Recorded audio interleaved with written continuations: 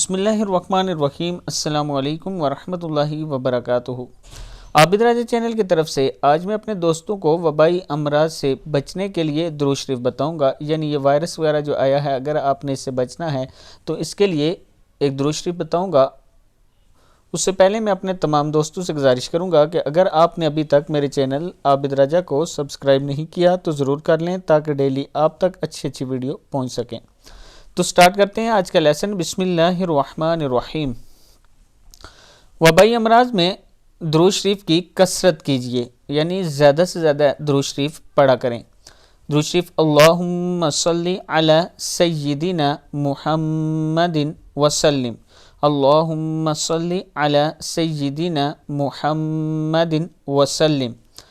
حافظ ابن حجر رحمہ اللہ لکھتے ہیں، طاعون اور دیگر بڑی وبائی امراض سے بچنے کے لیے سب سے مفید عمل خاتم النبیین پر کثرت سے درود شریف پڑھنا ہے۔ صدق اللہ العظیم۔ اس ویڈیو کو آپ نے آگے ضرور شیئر کرنا ہے اور خود بھی اس پر عمل کرنا ہے۔